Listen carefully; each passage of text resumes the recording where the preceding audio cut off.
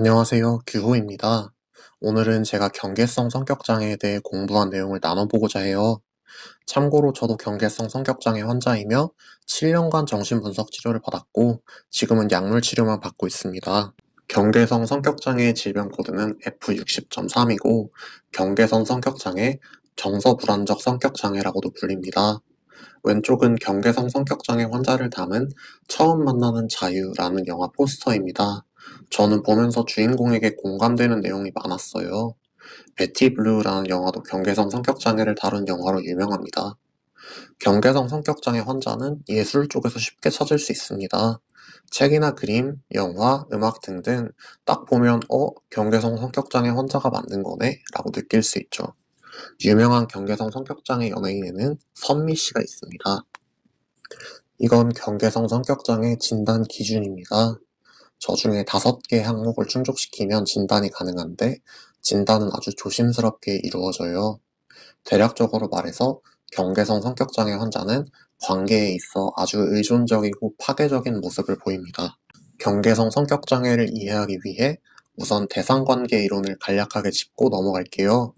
대상관계 이론은 개인의 성격 구조가 유아 시절 상호작용한 대상과의 관계를 통해 형성된다고 보는 이론입니다. 여기서 대상은 거의 산모를 지칭합니다. 산모가 아기를 출산하면 산모의 뇌에서 화학 성분이 나와서 산모가 자신과 아기를 구분하지 못하게 됩니다. 산모는 이 상태에서 아기가 보내는 신호들을 알아채고 아기의 불편을 해소해 주어야 합니다. 이 과정에 장애가 생긴다면 아기는 발달 단계에 고착되어 성격 구조에 문제가 생기게 됩니다. 성장 단계는 다음과 같아요. 생후 1개월까지 정상 자폐기. 2단계의 유아는 자신 외부의 것을 인식하지 못합니다. 이후 5개월까지 공생기. 2단계의 유아는 어머니와 자신을 구분하지 못합니다. 이후 36개월까지 분리개별하기. 이 단계의 유아는 어머니를 내면화시켜 자아를 가지게 됩니다. 이 과정에서 유아는 어머니와 자기 자신을 서서히 구분하기 시작합니다. 경계성 성격장애는 유아의 발달 단계 중 분리개별하기에 고착된 상태입니다. 환자들에게는 내면화된 대상이 없고 그래서 이들은 만성적인 공허감을 느끼게 됩니다. 환자들은 피부가 없는 듯하거나 자아가 파편처럼 쪼개져 있는 것 같거나 아주 무감각한 느낌을 받을 때가 많습니다. 자아가 없으니 정체성을 성취하는 시기인 사춘기에 증상이 처음 발현됩니다. 이처럼 경계성 성격장애를 생후 5개월에서 36개월 사이의 아기와 같은 상태라고 생각하면 이해가 편합니다. 더 자세히 설명해 볼게요. 분리개별아기의 아기는 엄마에게 굉장히 의존합니다. 아기는 엄마가 자신의 요구를 들어줄 때는 극도로 행복해하고 그렇지 못할 때는 극도로 분개합니다.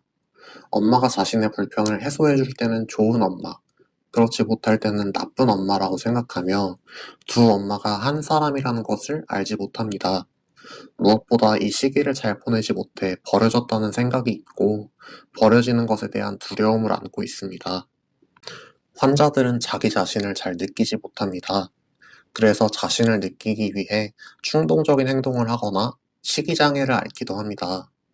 이들은 대상을 찾아서 아기와 엄마가 갖는 그 관계를 재현하려고 합니다. 이들은 관계 안에서 아주 의존적이며 좋고 나쁜 극단적인 감정으로 오갑니다.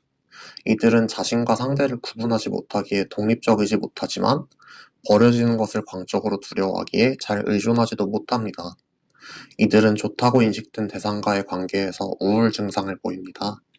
그러다 버림받는다는 것에 대한 불안을 느끼면 상대가 자신을 박해한다고 느끼며 심한 감정 기복을 보입니다. 이 시기 동안 자살 시도나 약물 남용과 같은 자기 파괴적 행동이 일어납니다. 그러다 결국 대상이 사라지면 정말 위험한 상태가 됩니다. 치료는 이들의 대상이 되어 이들이 극단적인 감정을 오가는 모습을 일관적으로 견뎌주는 과정으로 이루어집니다. 이를 통해 환자는 일관적인 대상을 내면화하게 됩니다. 예후가 좋고 나쁜 경우는 다음과 같습니다. 자해나 자살 충동이 들 때 그 순간을 넘기는 것이 무엇보다 중요합니다. 이럴 때는 응급실에 가서 자해할 것 같다고 말하는 것을 추천합니다. 다음으로 경계성 성격장애 환자들끼리 모이는 것은 아주 좋지 않습니다. 자기 자신과 타인을 경계짓지 못하는 사람끼리 모여 있으면 어디서부터 어디까지가 자기 자신인지를 혼동하며 상태가 악화되기 쉽습니다. 이상 규호였습니다.